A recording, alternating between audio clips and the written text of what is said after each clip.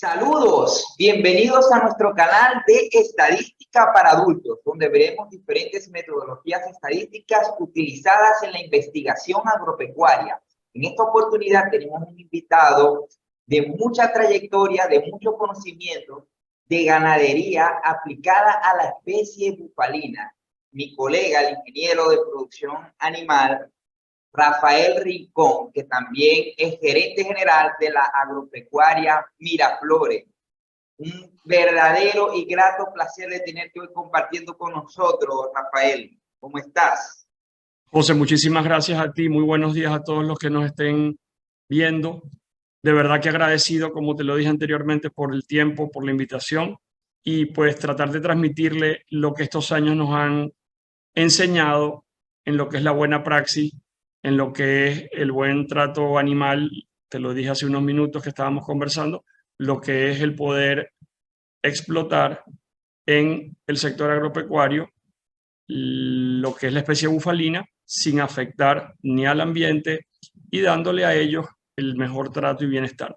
Excelente, sí, siempre es importante tener presente que los animales no son máquinas de producción, sino que son seres vivos que necesitan ciertos cuidados y mantenimientos, estándares de bienestar animal para poder producir en las condiciones correctas.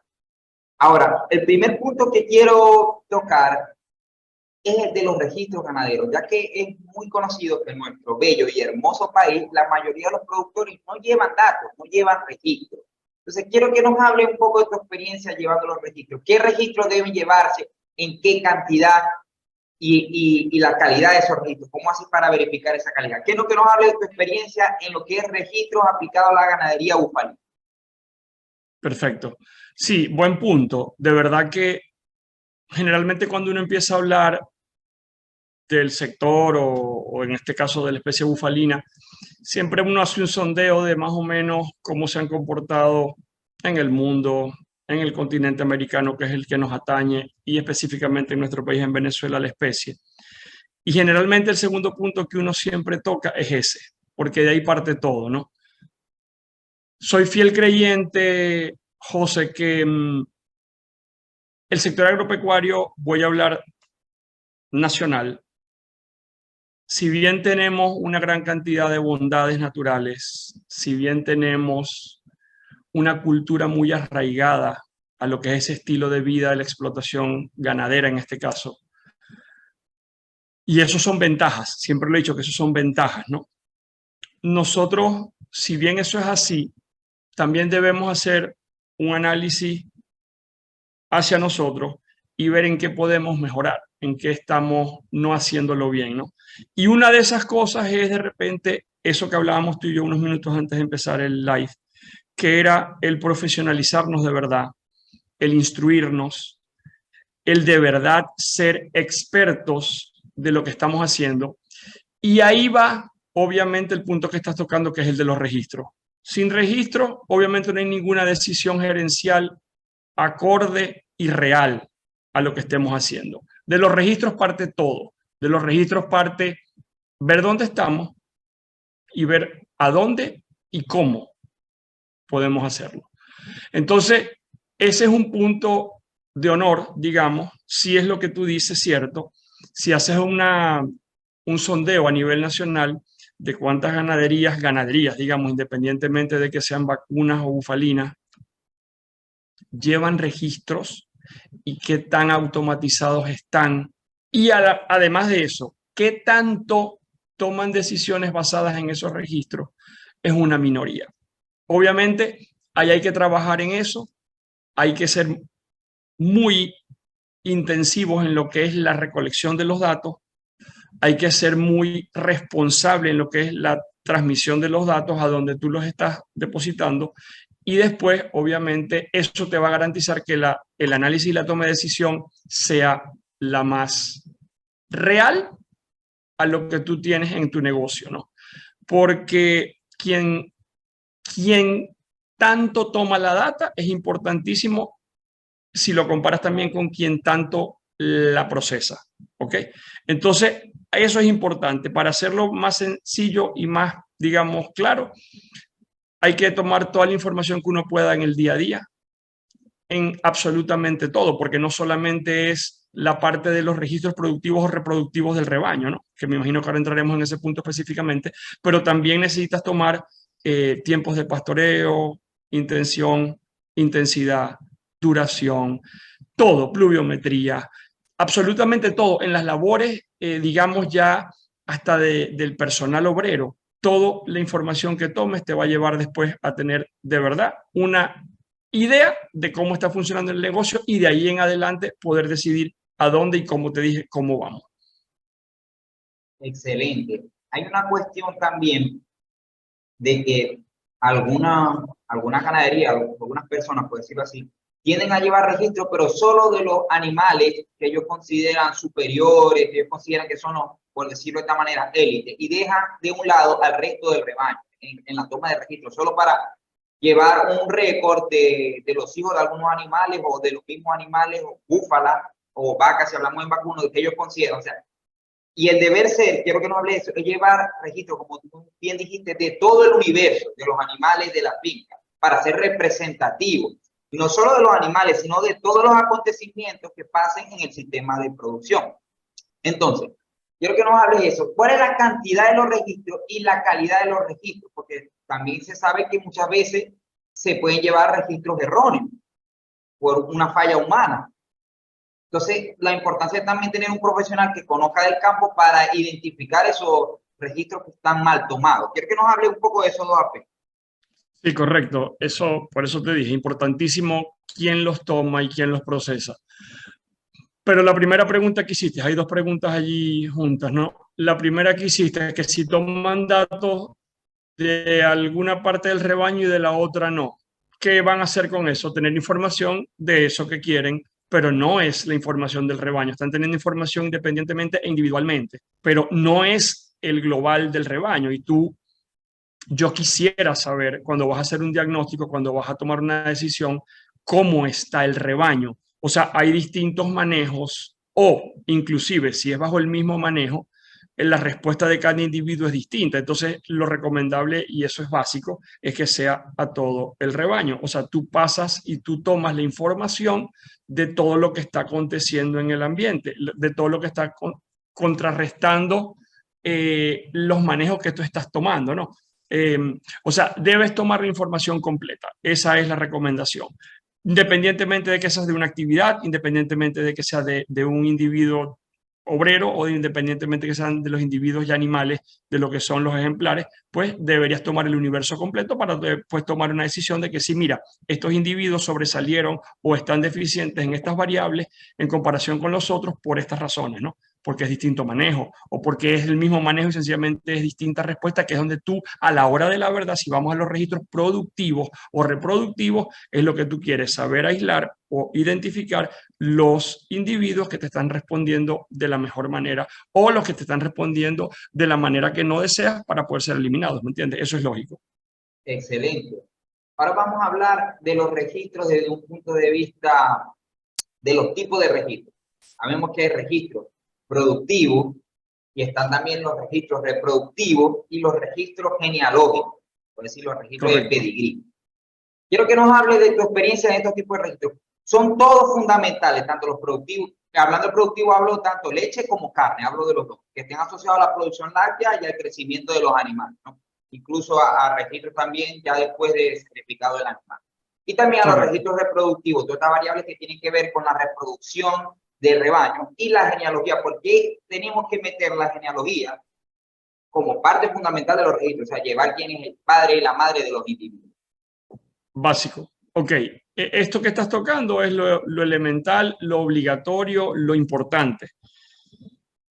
Los registros productivos y los registros reproductivos son obviamente los que te van a decir eso que estamos tocando, que es cómo están respondiendo esos individuos en un universo en el que ellos están conviviendo en el mismo ambiente. Los registros productivos, bien entendemos, José, que deben ser obviamente los registros que reportan cómo está la producción de ellos. ¿Ok? Eso puede ser en ganancias de peso, eso puede ser en tantas variables que analizamos, eso puede ser en litros producidos, eso puede ser en en edad al perdón, esos son los reproductivos. O sea, en los productivos estamos tomando en cuenta básicamente cómo responde el animal en todas las variables productivas que nos interesan. Obviamente, la parte reproductiva sigue siendo de igual importancia. Ahí tú tienes muchas más variables o muchas otras variables que yo allí sí quiero hacer un énfasis. Yo soy de los que piensa que en el trópico, en las ganaderías tropicales, la reproducción es la más importante, digamos, de las variables a tomar en cuenta. ¿Por qué? Porque no en todos los países, no en todos los hemisferios del mundo, la reproducción del bovino, José, es tan constante y eficiente como en el trópico, ¿no? En zonas distintas, en otros, pues digamos, como lo dije hace rato, hemisferios o en otras latitudes, la reproducción no la puedes conseguir como en el trópico de una cría al año. No, eso Venezuela lo tiene a favor. Entonces, yo siempre, inclusive, si me preguntas cuál fue una de las razones por las que yo empecé la cría del búfalo, nosotros somos de familias ganaderas de décadas y mi familia criaba primero pues ganado, digamos, de producción de leche cuando el país tenía otras circunstancias, pues tanto ambientales como económicas y obviamente de repente para mí no estaba tan maduro en esto. Mis familiares pues criaron ganado Holstein y pardo suizo. Después de eso, pues las generaciones que vinieron después criaron ganado cebú, Brahman sobre todo, Brahman blanco y Brahman rojo. Se probó con Gucerat, se probó bueno, con varias pues razas, digamos, cebuinas. Y la razón por la que yo entré a criar búfalo principalmente fue esa, la reproducción, porque cuando tú comparas las especies, digamos la vacuna en este caso y la bufalina, la vacuna porque es de lo que nosotros veníamos acostumbrados, pues como te digo, por tradición a criar, tú ves que la tasa reproductiva del búfalo es mucho más eficiente, ¿no? Epa, y no quiero hacer una comparación porque es odioso, ¿no? No es lo más, digamos, profesional en este caso, pero debo decirlo. Esa fue una de las razones por la que una familia ganadera de vacuno se inclinó a probar con la cría del búfalo. Entonces, obviamente, si volvemos a lo de los registros, para mí es muy importante saber todas esas variables de edad del primer servicio, edad del primer parto, el índice del parto concepción, todo eso, ¿me entiendes? Cantidad de servicios por preñez, te van dando indicativos importantes. Cuando tú ves, mira, ¿cuántos servicios por preñez está elevado? Tienes promedio 3, entonces tú dices, digo yo en el rebaño, tú dices, ya va, algo está pasando. Y entonces empiezas a analizar, ¿tengo la cantidad de reproductores adecuada para la cantidad de vientres que tengo? ¿Tengo el plan sanitario adecuado? ¿Están funcionando las maneras en que se están aplicando los planes sanitarios? El plan nutricional está acorde, se están suplementando lo que se debe el rebaño en cada grupo etario. Entonces, esas son las cosas que te llevan a ti a decidir, mira, por aquí es, por aquí no es. Te voy a dar un ejemplo. En pesajes corporales, cuando tú vas viendo en los grupos etarios los pesajes corporales de cada grupo y tú ves que un grupo aumenta mucho en comparación a otro, tú vas y empiezas a analizar y dices, ya va, ¿qué pasó aquí? O es las áreas en donde están pastoreando, o es la forma en la que están pastoreando. Y nosotros por lo menos, te voy a dar un ejemplo, hace 2 semanas atrás, nos dimos cuenta que un lote de bautas no estaba teniendo la ganancia de peso diaria que esperábamos y estimábamos, y sencillamente era porque el lote que salía de destete de la vaquera en donde tenemos el nodrizaje estaban saliendo con un peso por debajo del requerido, entonces entraban en el lote ya al destetarse de bautas y habían bautas de 280, 300 kilos contra bautas de 150, 175 kilos. Había incluso, podía haber más diferencia, habían bautas de 150 kilos acabadas de destetar y habían bubillas casi de 320 kilos allí. Entonces, al estandarizar nosotros el tamaño de ese grupo, de los grupos etarios, de una vez inmediatamente empezó a mejorar la ganancia de peso, solamente con hacer eso. Ahora, tú de repente dices, no, pero es que mis grupos etarios están bien. Ah, pero de repente es el tiempo, la permanencia, la zona, el tipo de producto que están consumiendo. Siempre la toma de registro te va a llevar, si es lo más real y lo más sensata, lo más responsable posible, te va a llevar a la mejor toma de decisiones. Pero para eso debes tener registro. Tal cual lo estás tocando tú, esa es la base para partir todo. Epa, y si vamos allá, la toma de registro es algo muy responsable. ¿Por qué? Porque si me tocaste un tercer tema que eran los registros genealógicos, ¿no? O los árboles genealógicos, o los pedigrí. Eso es elemental. Eso es elemental porque de allí parte el alma, digamos, de cualquier programa de mejoramiento genético. De ahí parte el saber dónde estás, quién eres. De ahí parte que tú puedas después exigirle al rebaño mejores resultados. Te voy a dar un ejemplo. Inseminar, hacer trasplante de embriones, no necesariamente es y conlleva un mejoramiento genético. Conozco muchísimas ganaderías que inseminan mucho, en proporción mucho más que otras, y el mejoramiento genético al pasar y a través de los años tú no lo vas viendo tan marcado como se debe. Y ahí tú debes hacer la reflexión de decir, ya va, estoy fallando en algo. Todavía escucho muchas haciendas que visito, haciendas que he asesorado, que tú llegas y tú dices, por ejemplo, ¿quién selecciona el semen que se le va a aplicar a cada vientre? Y todavía me responden muchos, no, el inseminador decide. O sea, sin ningún tipo de análisis genealógico como lo estás tocando, pues sin ningún tipo de ver quién es quién, sin prever qué consanguinidad puede haber, sin prever qué tipo de estructura morfológica en ese animal tú esperas, ¿me entiendes? Entonces, por ejemplo, ¿cómo ves tú o cómo es lo lógico si tú estás aplicando un programa genético, un programa de mejoramiento genético efectivo que te esté dando resultados, obviamente en que las descendencias son superiores a los ancestros? O sea, allí no hay mucho que analizar, ahí es así.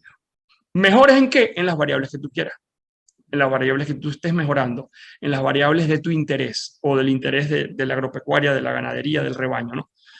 En el búfalo, por lo menos, hay ganaderías vacunas que están especializadas en ganancias de peso, en lo que es producción de carne. Otras, en el caso del búfalo, es de repente más dinámico o es más delicado, digamos, si lo quieres ver así, porque el búfalo para nosotros es el nato doble propósito, ¿no? Entonces aquí no deberíamos perder nunca ni la rusticidad del búfalo ni la productividad del búfalo. Entonces aquí sí, cuando tú vas a mezclar un reproductor con un vientre, si estás hablando de trasplante de embriones o estás hablando de inseminación artificial, tienes que fijarte mucho en esa estructura, en esa morfología de cada vientre, de cada reproductor, a ver cómo esa mezcla compensa de la mejor manera esa futura generación para que te dé una estructura morfológica superior que no pierda la productividad, ¿me entiendes? Y ahí tú en los datos de esos árboles genealógicos vas analizando, mira, aquí no hay tanta consanguinidad al mezclar yo estos dos individuos, entonces voy a tener una descendencia un poco pues superior en ese sentido o bastante limpia en cuanto a lo que sea el grado de consanguinidad. Entonces, por ese lado, súper importante la toma de registros, ya hablamos de la parte productiva, de la parte reproductiva y de la parte genealógica también. Te dije inicialmente que, ¿cómo tienes tu idea de, en la parte de los registros, perdón, en los registros productivos, cómo el mejoramiento genético está funcionando, cómo el programa que estás implementando está siendo efectivo y eficiente? En este caso, por las producciones. Ganan más peso, producen más leche en el caso de que se hace la variable que tú quieras mejorar, ¿no? Están llegando a edad de primer servicio, a la edad adulta, a la edad, digamos, de que entran en el ciclo reproductivo a menor edad. Todo eso es importante. Entonces, creo que sin duda alguna, si hoy en el siglo que estamos todavía se habla de ganaderías que no llevan registro, creo que quedan o van a quedar fuera de lo que es el negocio. Ya yo creo que estamos entrando en una era, y fíjate que Venezuela empieza a posicionarse en las realidades de, de lo que es el mundo global, ¿no? Donde ya antes nosotros no teníamos la necesidad de pensar de que un costo era la energía, y hoy lo es y lo va a ser, en donde habían muchas aristas que nosotros no tomábamos ni en cuenta porque lo teníamos solucionado. Ahora no va a ser así. Ahora tienes que, en verdad, viene lo que es el desafío de poder ser rentable, porque ahora cualquier litro de gasoil o de gasolina o generar luz en instalaciones, todo eso va a ser importantísimo para que ese negocio sea rentable, exista en el tiempo, pueda subsistir en el tiempo o desaparezca. Entonces, de allí creo que los registros son la estructura, digamos, el alma. Sin ellos no va a haber forma de que puedas progresar en el tiempo sostenido, no puede ser. No, excelente, pienso lo mismo que tú dices, sin registro, una parte por lo menos de mejoramiento genético, por no decir nada, hay muy poco que hacer, ¿no? Sí. Tiene que llevar la información de todo esto que ya nos vienes comentando. Ahora Y que, otra cosa, perdón que te interrumpa, que dijiste que es sumamente importante y pasa en el día a día, ¿no? En las explotaciones. Y espero que la mayoría de los gerentes o de los que dirigen el negocio se den cuenta, ¿no? De que hay mucha probabilidad de error humano. No sé si en mayor grado en la toma de la información, pero sí en la transcripción de la información. En las dos debe haberlo, ¿no? Pero hay que ser muy cuidadoso en esto porque voy a ponerte un ejemplo. Parieron 3 búfalas hoy y llegaron en el lote del recién parido. Y quién va a tatuar, quién va a colocar el microchip, quién va a pesar la cría, quién va a hacer la cura del ombligo y quién va a hacer todo eso, está como no deberían estar, apurado o desesperado por ya soltar el turno. Y no se fija bien en cuál es la cría, pueden, dependiendo del manejo, identificar ese animal erradamente y eso te va a descalabrar toda la información a futuro de lo que era ese seguimiento o esa trazabilidad de ese animal en ese momento. Así con todo y en cualquier eslabón de los procesos de la toma y la transcripción de datos, ¿no? Porque tú puedes tipear, supongamos que, te voy a dar el caso de nosotros pesamos la leche en Hacienda Miraflores 4 avíos seguidos todas las semanas. Eso no es una hazaña, ¿no? O sea, una hazaña es los pesadores automáticos que lo hacen en cada avío, es una toma electrónica y eso va directamente al computador, ¿ok? Eso es lo automatizado hoy en día, ¿no? O lo más automatizado. Pero en el caso de nosotros, tipeamos. Si yo cometo un error tipeando uno de los avíos, yo me voy a dar cuenta, ¿ok? Porque no puede ser que alguien, una búfala produjo 5.8 y 7.5 en el otro avío y en los otros dos dio 8 y 8.5 y la semana siguiente me va a dar en uno 2 y en el otro 3. No, o sea, algo pasó. ¿Me entiendes? Y esos son, por lo menos, individuos o situaciones en las que tú vuelves a mandar a repesar a ver qué sucedió o tú te das cuenta que tipiaste mal. Ahí te das cuenta fácil porque lo estás viendo.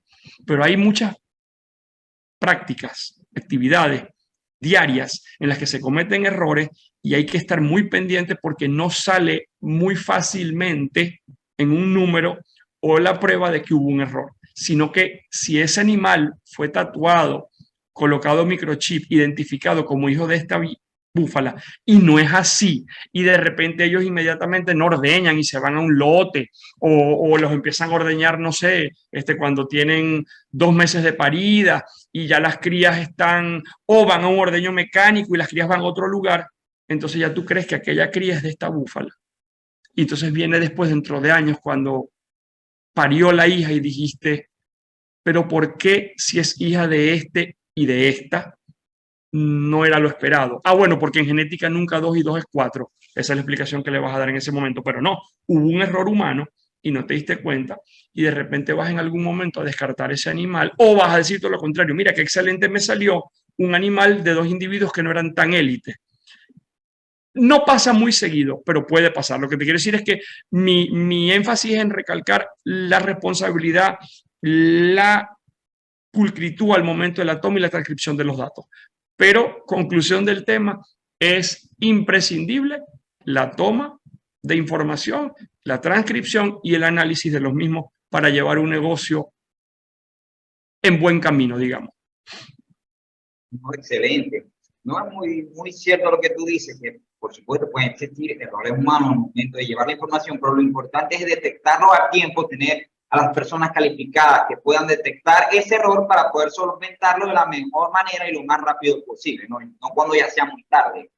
Correcto. Ahora, ya que estás hablando del punto de genética, quiero entrar a ese tema, ya que sabemos que tu ganadería tiene un background muy amplio en este tema de tener reproductores muy buenos, de tener búfalas muy lecheras.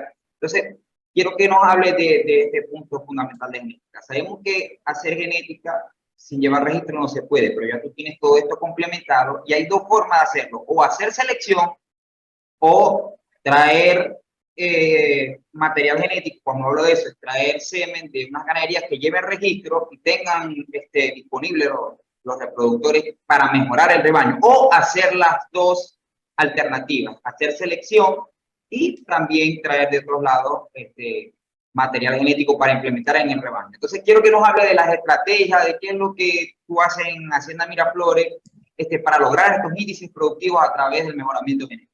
Bueno, José, sí, sin duda alguna, o usas reproductores, en el caso de que tengas el plantel de vientres establecido, ¿no? O buscas reproductores, que tengan datos, que tengan información. O buscas semen, o buscas hacer transferencia de embriones. Sí, sin duda alguna, la clonación no la tomo ahorita como un punto porque sin duda es una herramienta biotecnológica que me imagino que tomará el espacio que le toca también, ¿no? En este conglomerado de las herramientas de mejoramiento genético. Pero vamos a hablar básicamente de las tres que hoy en Venezuela se practican, ¿no?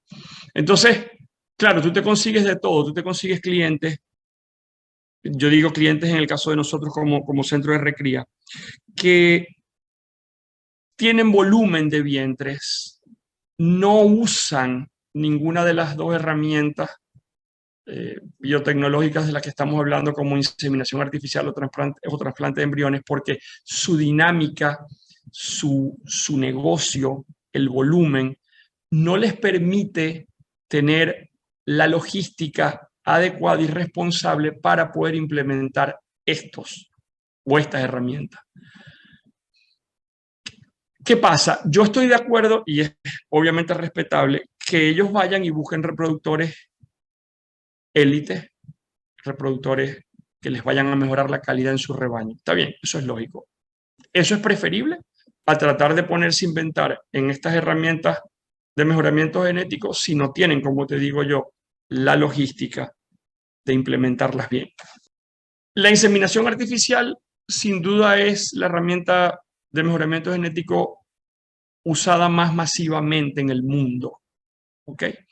Es la que te da o te ha dado la mayor cantidad de resultados en el mejoramiento genético, pero no es la que más violentamente te da mejoramiento genético. En eso estamos claros. O sea, no es lo mismo tener un vientre, te voy a hablar de un promedio, vamos a hablar de algún vientre en Miraflores, de 2.800 litros de lactancia en 280 días, que tú la insemines con un reproductor que ha reportado las producciones en sus madres, abuelas, bisabuelas, tatarabuelas, hermanas, tías, primas, de 5.000 litros la mamá, vamos a ponerte, y la abuela de 4.800 y la bisabuela de 4.000 y la tatarabuela de 3.500, porque ese es el mejoramiento genético, ¿ok? Ese es el resultado claro de un mejoramiento genético efectivo y eficiente, en que, como te lo dije hace unos minutos, las generaciones que vienen sean superiores a los ancestros. Entonces, tú conseguiste ese semen y se lo pusiste a esa búfala de 2.800 litros en 280 días.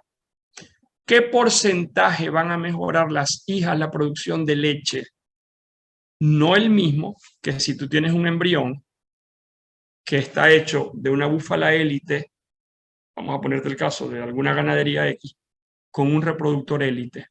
Ahí tienes y estás adquiriendo un nacimiento directo de lo mejor que tiene esa ganadería, que tiene años trabajando en eso. Entonces, yo sí creo que los que tienen mucho volumen de vientres y no implementan ninguno, no porque tengan mucho volumen de vientre, sino que no tengan implementado por logística la inseminación artificial y el trasplante de embriones, sí, deben dejarle ese trabajo que es tan responsable, tan intensivo y tan delicado, cuidadoso y minucioso a quien tenga la logística de hacerlo. Y tú adquieres entonces o esos reproductores o adquieres los trasplantes de embriones, como son puntuales y estas empresas lo que van es a recibir la transferencia del embrión y ya el nacimiento, creo que allí pudieran probar, ¿me entiendes? Hoy en día, se está haciendo mucho, sobre todo en la especie bufalina, mucho énfasis en la transferencia de embriones por eso, porque es la herramienta que te produce la mayor evolución en la menor cantidad de tiempo posible, ¿me entiendes? Estás teniendo una cría que no es de tus vientres, ¿ok? Que es de otro rebaño directamente. Estás como comprando un animal, un ejemplar élite de una ganadería élite. Entonces, sin duda alguna, yo me parece que con los objetivos que tiene. ¿Me explico? Entonces, hay gente que llega, por lo menos nosotros tenemos clientes que te llegan y te dicen, mira, yo necesito un reproductor puro, puro. No importa si es de las mejores o de las búfalas élites o no. Necesitamos uno puro. Y hay gente y hay clientes que te llegan y te dicen, yo no necesito puro, yo necesito uno que los números sean excelentes. Nosotros independientemente o nosotros particularmente en Hacienda Miraflores sí nos guiamos más para nuestra selección interna, José, de lo que son las producciones que de lo que son las clasificaciones. O sea, nos interesa más un individuo LA o un vientre LA3 de 2.800 litros, por decirte, en 280 días, que un puro, o sea, un vientre PO, que te dé 2.200 en 280 días. ¿Ok? Fíjate que hay muchos reproductores en el mundo que son muy famosos, que han vendido cualquier cantidad de pajuelas y son LA2, LA3. Y tienen décadas vendiendo semen y son descendencias excelentes. ¿Qué quiere decir? Que porque un árbol genealógico no te dé que es puro, no está limitando la heredabilidad que él está teniendo en sus características fisiológicas, morfológicas, ¿me entiende? No está limitando eso.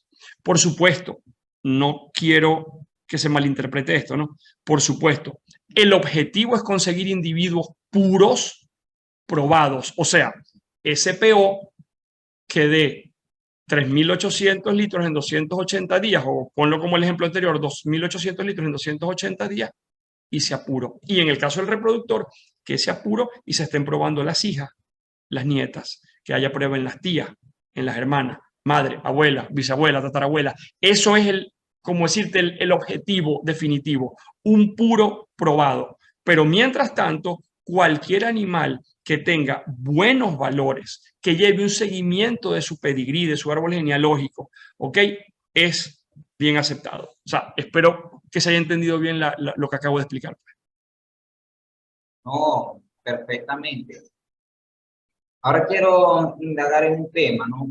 Ya que nos hablaste de esto de la implementación que utilizan en Hacienda Miraflores de mejoramiento genético.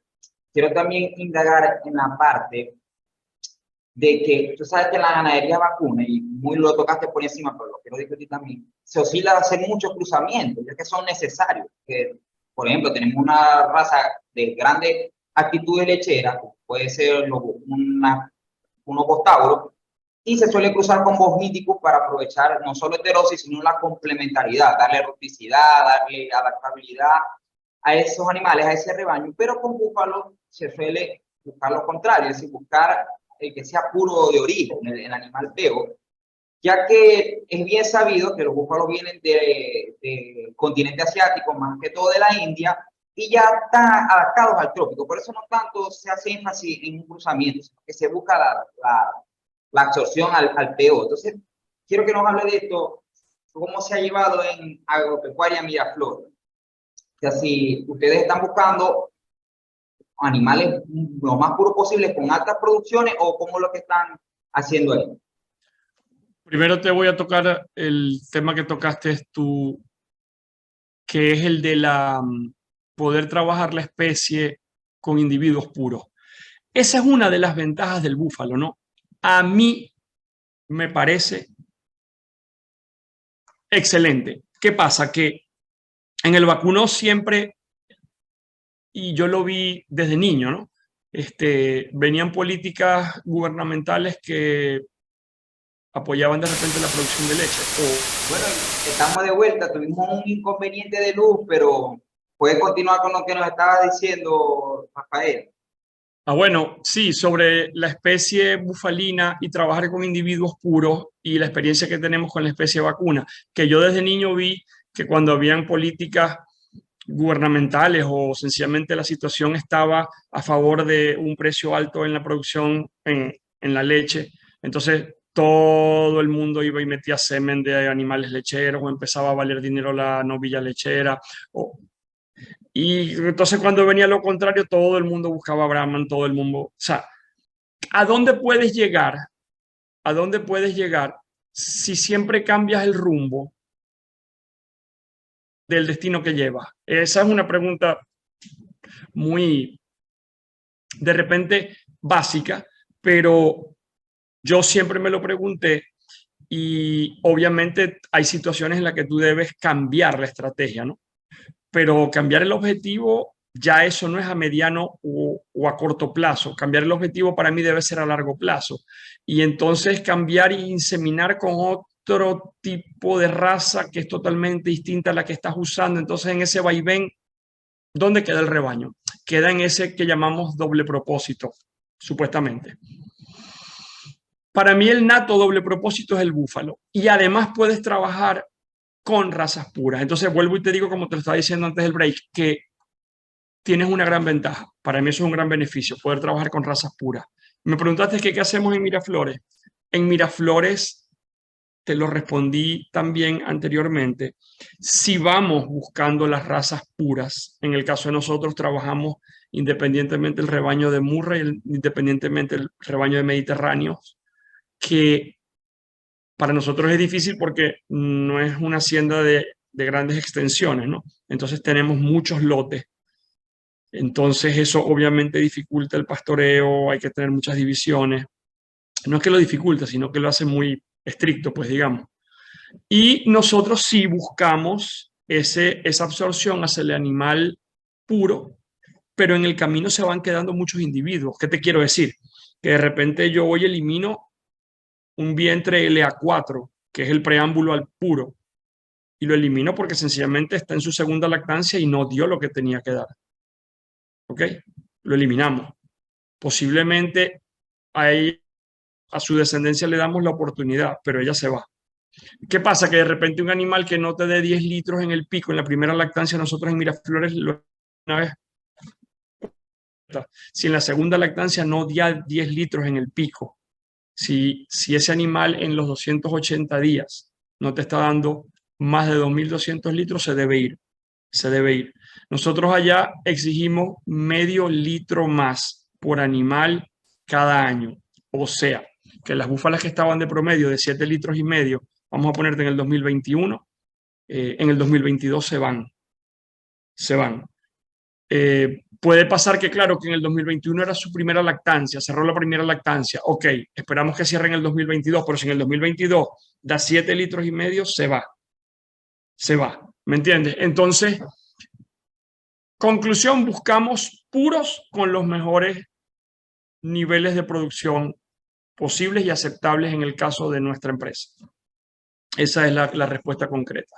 Y te lo dije claro, puede valer más para nosotros un LA3, o sea, un animal 3/4, ponte, que un animal puro. Sí puede valer más, sin duda alguna, ¿me entiendes?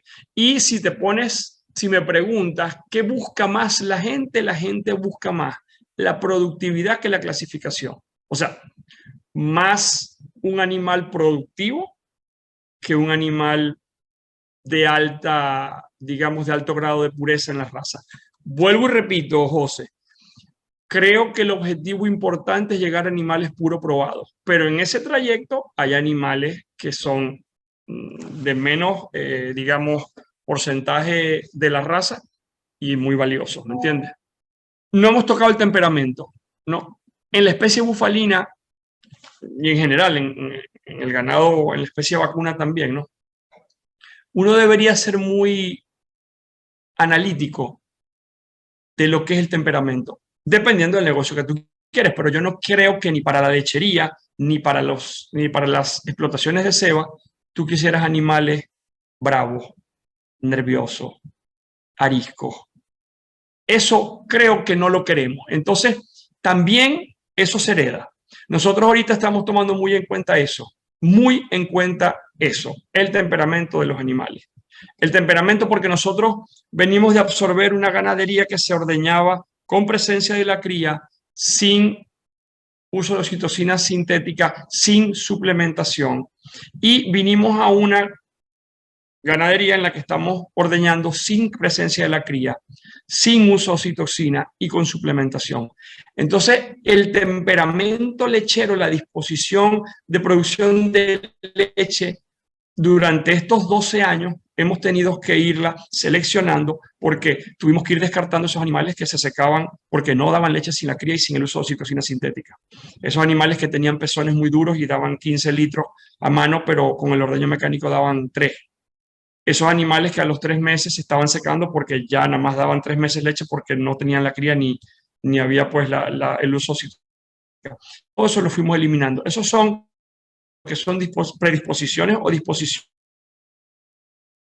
una explotación y el temperamento, ¿me entiendes? Vimos búfalas, la mayoría eran búfalas ariscas, la mayoría eran búfalas que también tenían, como lo dijiste al inicio, una estructura morfológica que se adaptaba y generalmente la estructura morfológica es el indicativo del tipo de animal que tú tienes y la calidad que tiene para un tipo de explotación, para la explotación lechera, para la explotación de ganancia de pesos, o sea, de ceba. Entonces, obviamente es muy, muy importante toda esa parte de la heredabilidad. Pero me dijiste que cómo lo hacíamos en Hacienda Miraflores, te lo expliqué en 2 oportunidades. Vamos a buscar la absorción hacia los animales puros de cada raza, la murri y la mediterránea, pero tomando en cuenta principalmente todas las variables productivas y reproductivas. O sea, nos interesa un animal eficiente y rentable. El que en ese absorberse, en ese trayecto, en esos años, que son décadas en realidad, de empezar de un animal desconocido para llegar a un puro, se nos van quedando algunos casi puros, LA4, LA3, y nos siguen porque ya no dan, porque sus estadísticas no lo dan, quedaron. Algún puro también se va, ¿ok? Pero vamos a por el animal rentable y eficiente para cada hectárea de este país. Eso, animales que no producir y llenar ¿me escuchas? Se está cortando. No. Ahora sí, ahora sí, perfecto. ahora sí, pero las frases anteriores se cortaron, o sea, no se entendió. Ok, bueno, lo voy a repetir. Ahora sí. Queríamos saber si en Hacienda Miraflores toman medidas corpóreas, es decir, sométricas a los animales. ¿Qué medidas toman ustedes? ¿O llevan todas las medidas de los animales para hacer la evaluación lineal o solo llevan algunas medidas que utilizan como criterio de selección? ¿Cuáles son las medidas corpóreas que se llevan en Hacienda Miraflores? Te voy a decir primero que, por decirte, desde el día de nacimiento se pesan al nacer, se pesan al destete, después del destete se pesan mensualmente hasta el día que las hembras llegan a la edad de servicio. Ahí después se vuelve a pesar cuando ella pare. En cada momento del parto se pesan. ¿Ok? Repito, las hembras nacen, peso al nacer, peso al destete, después peso mensual, peso al peso al servicio, a lo que entra en el ciclo reproductivo, y después de eso cada vez que paren. Los machos al nacer, al destete, una vez mensual hasta el día que ya se van, sea como reproductores, sea el porcentaje de descarte que hay, que es mínimo, pero sí lo hay. Entonces, pues, eso se hace así, por ese lado, ¿no? En cuanto a las medidas corpóreas, altura, la amplitud de pelvis, eso ahora es que lo vamos a empezar a hacer, pero más que todo por un trabajo que queremos presentar o que queremos tener, ¿ok? Por las razas, ¿no? Pero no tomamos altura, nosotros por lo menos nos guiamos es por el peso. Si el animal pesa 345, 300, depende de la época. Por lo menos ahorita en esta época que estamos fuera de temporada de monta, la bubilla que pese 335, 340 kilos entra al programa reproductivo de una vez.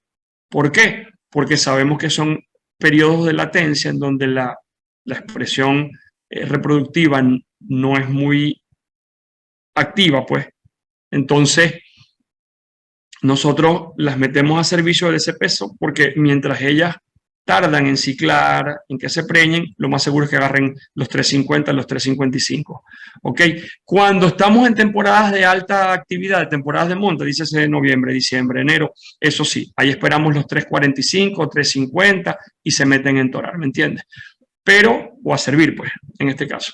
Pero nosotros, altura y eso lo vamos a empezar a tomar a todas las variables, todas las medidas para la morfología y eso, pero más que todo por un estudio para la raza, ¿ok? Para comparar una con la otra, mediterráneo, pero no lo hacemos, no tomamos medidas de altura en este momento. Bueno, ya casi nos estamos quedando sin tiempo, porque si no sería mucho más extenso el programa, pero estoy seguro que en cualquier momento podríamos discutir otros aspectos interesantes en esto del mundo del búfalo, que por supuesto, yo, todo mi pecado de eso, siempre de usar a la persona que era en el día a día, en el campo. Audio. Nada. Ahora sí, ahora sí. Ah, perfecto. No, bueno, como está diciendo, quizá en otra oportunidad podamos tocar otro de los muchos tópicos que es esta parte de la ganadería bufalina que a nuestro público le encanta, que sabemos que es ahorita un sector que tiene mucho crecimiento, impacto tremendo en lo que es nuestro bello país. Y bueno, nada más que darte las gracias por compartir tu experiencia y tu vasto conocimiento con nuestros espectadores, Rafael. José, no, te lo vuelvo a agradecer, de verdad que muchísimas gracias, ¿no? La especie bufalina, muchas enseñanzas.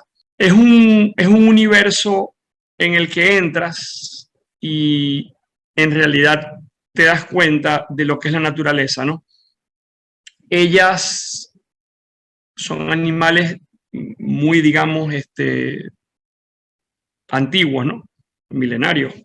Una especie que pues es antigua. Y obviamente el tiempo te enseña muchas cosas, ¿no? El tiempo, fíjate que hay cosas básicas en la vida y ellas las implementan, ¿no? La búfala no brinca, no salta. En la vida uno debe ir llevándola como ella va dictando que es. Tienes que ir viviendo cada etapa, que tienes que ir viviendo los procesos, ¿no? Generalmente la gente que se brinca, lo digo por tomar la expresión de que el búfalo no brinca, etapas de la vida vuelve y te devuelve a ellas, ¿no?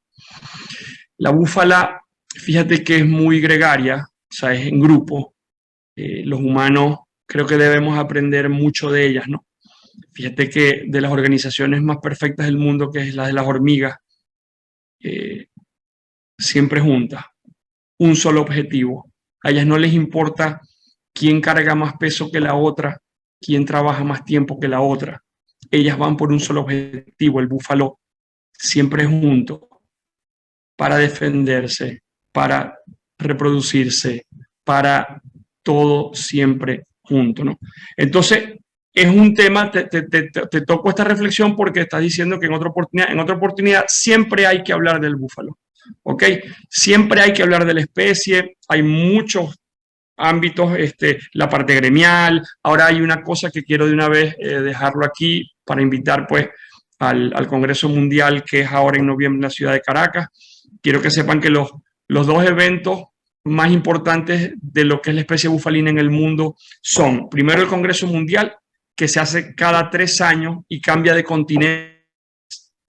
Entonces, lo más pronto que el Congreso Mundial vuelva a Venezuela en los próximos 25 años.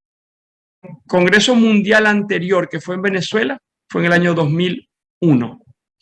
El segundo evento más importante en el mundo del búfalo son los simposios de las Américas y Europa y el simposio asiático.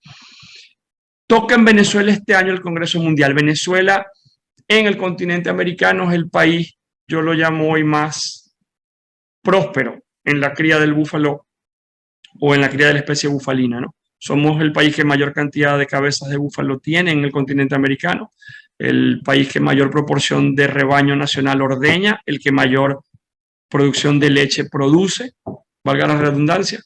Y quiero dejarles la invitación para todos los conocedores y para todos los que quieran incursionar en la cría de esta especie. No es una modalidad.